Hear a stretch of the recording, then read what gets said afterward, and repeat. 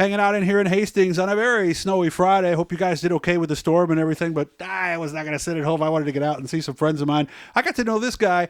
Actually, even though I raced against him back in 2011, we never met, but this past few seasons, I've gotten to know Tom Mackey Sr. very well. He is one of those stories. He ran Mod Lites, started originally in 2012, got into it back again in 17, but ran for so long without a win. You probably remember seeing his car out front many times. It just didn't end up out front a lot of nights. Had some of the worst luck of anybody I could ever think of. But this past year, he won at Fulton and Brewerton, broke the losing streak. He's here. He's got a new car. It's one of the old Isabel cars. And like I said, we're out here in Hastings today. How you been, man? Been cold, man. Really cold. Yeah, it's cold out here too, so you got to get a heater out here or something. So, but this is good. So we got. Is this an update? Is this different? What's different about this car? I got this car from Joel Muller. He raced it last year. Joe Isabel won it at once. I got it. I cut everything apart on it and redid it to how I like it, and we're gonna see what happens. Is it different in some ways? No, the only reason I bought this car is because I always wanted an Art Holiday car. I see. So I jumped on it, and as soon as it came available. What happened to the other one?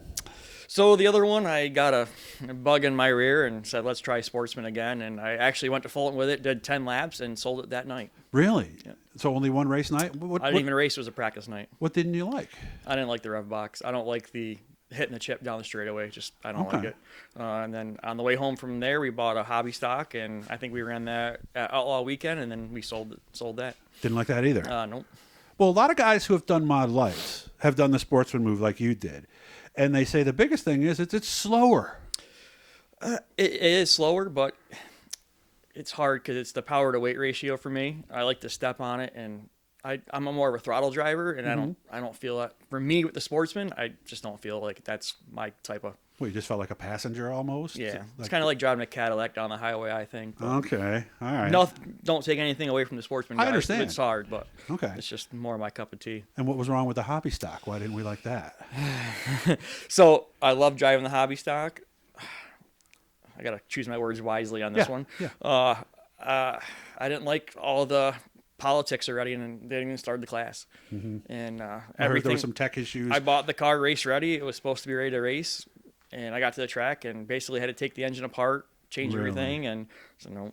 Yeah, I guess you weren't the only one, from what I heard too. A lot of guys got sent home on Outlaw Weekend. Yeah, and that's a division that is still growing at this point too. So let's get to some good stuff then. This past season, I talked to you a lot through a few mutual friends, and you had been so close so many times. Fulton was the first place it happened. So how cool was it after all those starts and everything to finally make it down to victory lane? So Fulton to me was probably the coolest because Doug Williams, he's the winningest Mod Lite driver in the area. Probably 75%. Yeah. Passed him for the lead.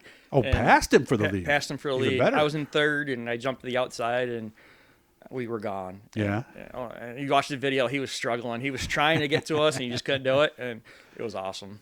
And I think it was Rick Demo, too, up front. Okay. So you're beating the best guys. Beating the best guys out there, best equipment. And in the car I had, it was a 2012 chassis, and then both of them cars were brand new cars. Of course, just as a casual observer watching you out there, it didn't look like you lacked for anything because you led a lot of laps. The first race at Brewerton this year, we took off. We had like a half a track lead. I remember I was there for that and one. The clutch broke. And I literally came in, and I started bawling my eyes out in the trailer. It was a horrible night. I thought I had it. And we went into the season, and this was going to be my last year racing. I told my wife, and I committed to it, that if we don't get a win at Brewerton, we're done. Wow. And then you won at Fulton first. Won at Fulton first, and she still said, you didn't get that one at Brewerton yet. And so with 2 races ago, we pulled it off. And it was history from there. I guess the only thing that went wrong that first night that you won was you forgot to thank you, didn't you? Yeah, I forgot to thank the wife the first night we won. And I was reminded of that at Brewerton. Probably pretty soon, right? Yep. You were okay though. Didn't you were not out here living for a week or something in between. Couch was comfortable after a few weeks. Okay. So how long was it after that you got the win at Brewerton? So we won in July at Fulton, and August 24th, I think it was, we won at Brewerton. So it was like a month or two. Yeah. And that was unlikely because you had problems early in the night. I remember. We broke this in hot laps. That's an axle. We went out, which has featured win written on it. Yeah, I know, but why not? We got to remember that's not we going to went go out, in the and junk then pile. we got that side fixed. We went out in the heat race. Which side was it? The right side. Okay. and the left side broke during the heat race. Was that related to that? We don't know. Because that's kind of weird to have two axles go in the one week night. prior, my J bar broke and we hit the wall pretty hard, so we don't know if something Might have broke. weakened it, sure. But the funny story on that, on the win, is we had to cut parts off the trailer to get the rear end to go back in because we had to make plates because we didn't have all the right parts. And yeah.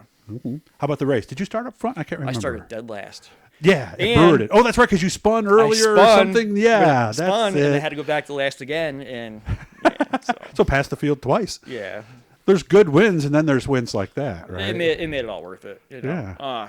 The only thing that was a bummer about that, Justin broke, and Kyle Demo wasn't there. So yeah, I know exactly what you mean. Kyle was at Mohawk. He won both them nights when he was out there, and Justin, he broke a left front. He was still out there, but we'll get him. Well, it's kind of like winning from the pole. Guys have told me too, where because that was my one win. I started up front, and I always wished, man, I would have been nicer if I came from 10th. Wins a win. I got like 13 wins at Paradise, and I get so much crap about that, saying, "Oh, it's just Paradise," but a win's a win. I mean, yeah, it's true. That's true. So, and you remembered the thank yous and got them right this time? I think so. Oh, well, Courtney's smiling, so I guess he did get them. So now, what's the plan with this? Pretty much the same thing. No, we're scaling back a little bit this year. I think we're not gonna go as hard. Last year we went really hard. We had the big stacker trailer and the semi and all that. And this year we downgraded everything and just gonna go out and have fun. We got the win, so. Mm-hmm. How close is this thing to ready? It looks like outside of the front suspension. Is that about it? No, I took the front suspension off. I'm going to go through the whole car and clean everything up. Waiting on shocks and new tires and rims, and having a hard time finding an 8-foot brake to buy, so I can't build my body yet. Okay. But, yeah. So you want to have a bigger brake? Yeah, our be out goal here for and the shop is to build everything in house and not have to outsource anything. And I understand they're not exactly easy to find right now, are they? They're not. We found one, had one lined up, and went to get it that day, and the guy called me and said, "Hey, I just sold it."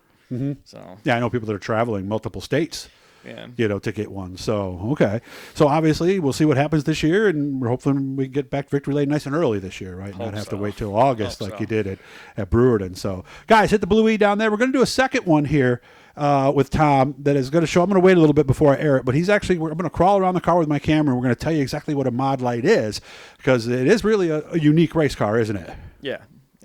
They're kind of like a big block without the solid front axle, and I don't want to get into too much detail on what I do, but right. We'll get to that. Yeah, and a lot twitchier, a lot tougher to drive, by the way, than a lot of other things that you could do, Sue. So, hey, thanks for having me out, man, and you have fun. And again, look for that when I come up in a couple weeks. Thanks, man.